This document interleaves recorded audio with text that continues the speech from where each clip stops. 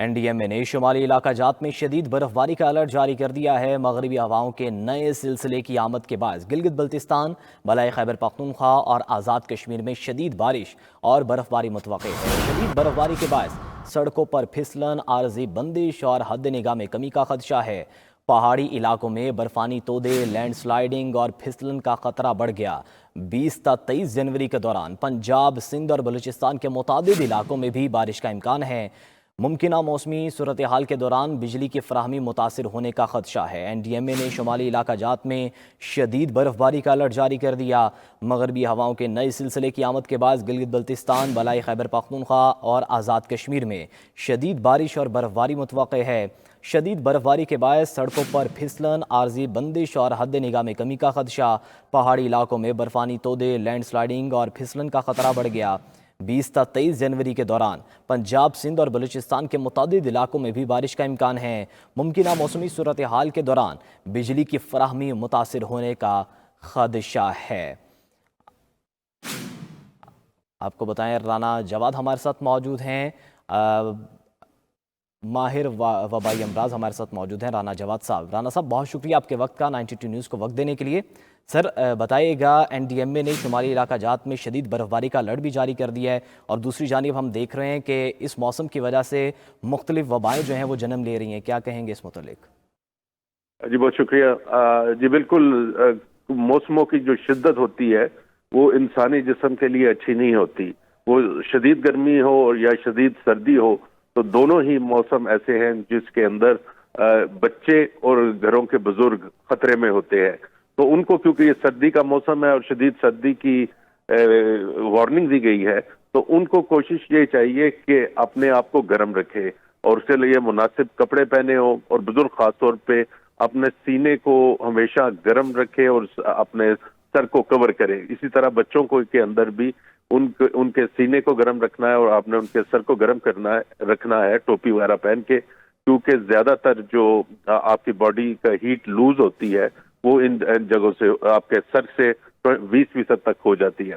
تو یہ احتیاط کرنی ہے۔ باقی یہ ہے کہ باہر جب شدید سردی ہو تو پھرنے میں احتراز کریں، کیونکہ جو بزرگ اور بچے ہیں ان کا ڈیفنس میکنزم اتنا اچھا نہیں ہوتا، لیکن نوجوانوں کے لیے بھی ضروری ہے کہ وہ اس موسم کی شدت سے بچے اور اپنے آپ کو محفوظ رکھیں۔ اچھا جواد صاحب، یہ بھی بتائیے گا کہ احتیاطی تدابیر تو آپ نے بتا دیں، تو کھانے پینے کے حوالے سے کیا چیزیں استعمال کرنی چاہیے اس موسم کو دیکھتے ہوئے؟ دیکھیے جی، سخت سردی کے موسم میں آپ کو ویسے بھی بہت زیادہ ٹھنڈا پانی وغیرہ سے احتراز کرنا چاہیے، جسے آپ کہتے ہیں گرم، نیم گرم سے سوپ پی لیں، آپ یخنی پی لیں، کعبہ پی لیں۔ یہ ساری ایسی جو ذرا ہاٹ بیوریجز کہتے ہیں یا گرم مشروبات ہوتے ہیں، یہ آپ کو آپ کے جسم کے ٹیمپریچر کو گرم رکھتے ہیں، آپ کو گرم رکھتے ہیں، تو ان کے لیے ان کا آپ کو فائدہ ہے۔ باقی موسم کے اندر اس وقت خشک پھل جو ہوتے ہیں، ڈرائی فروٹس ہیں بہت سارے اویلیبل، اور ضروری نہیں کہ آپ مہنگے ترین یہ پھل کھائیں۔ جو بھی آپ کی جیب اجازت دیتی ہے، وہ مونگ پھلی ہے یا وہ ملوک ہے، وہ کشمش ہے، تو یہ ساری چیزیں بھی ایسی ہیں جو آپ کے جسم کو انرجی دیتی ہیں۔ تو آپ کے بیسیکلی جسم کو انرجی کی ضرورت ہے، کیونکہ اس نے اس سردی کی شدت کا مقابلہ کرنا ہے۔ تو جواد صاحب، کون سی ایسی بیماریاں ہیں جن کا اس موسم میں خدشہ بڑھ جاتا ہے؟ جی، ایک سانس کی بیماریاں تو کامن ہوتی ہیں، کیونکہ سخت سردی کے اندر یہ اکثر لوگوں کو نمونیا سے لے کر اور سانس سے پھیلنے والی معتدی بیماریاں لگنے کا خطرہ ہوتا ہے، نمبر 1۔ نمبر 2، جو زیادہ خطرہ ہوتا ہے ہمارے بزرگوں کو ہوتا ہے، اور جو یا دل کے مریض ہیں جو لوگ، اور اسی وجہ سے میں نے بار بار کہا ہے کہ وہ اپنے سینے کو گرم رکھیں اور ایکسیسو ایکسرسائز ایک دم صبح اٹھتے ہوئے نہ کریں۔ بعض لوگوں کی عادت ہوتی ہے ایک دم اٹھتے ہی صبح سیر کے لیے نکل جاتے ہیں۔ اس موسم میں تھوڑی سا احتیاط کرنی چاہیے۔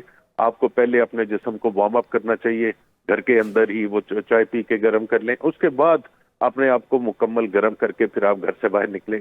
ایک دم سوئے سے اٹھ کر آپ کو باہر، خاص طور پہ اگر آپ 60 سال سے اوپر یا ایون اگر آپ کو دل کی بیماری ہے، تو اس سے آپ کو احتیاط کرنا چاہیے، کیونکہ آپ کا جسم ابھی تیار نہیں ہوا تھا ایک دم اس ورکنگ کے لیے جو سردی کے موسم میں بلڈ جو ہے وہ آپ کے ہارٹ کی سے دوسری طرف شفٹ ہوتا ہے، جس سے دل کے کیسز یا دل کے دورے بعض لوگوں میں، خاص طور پہ جو ایسے لوگ ہوتے ہیں ان میں زیادہ ہو جاتے ہیں۔ ٹھیک ہے، بہت شکریہ رانا جواد صاحب، ماہر وبائی امراض ہمارے ساتھ موجود تھے۔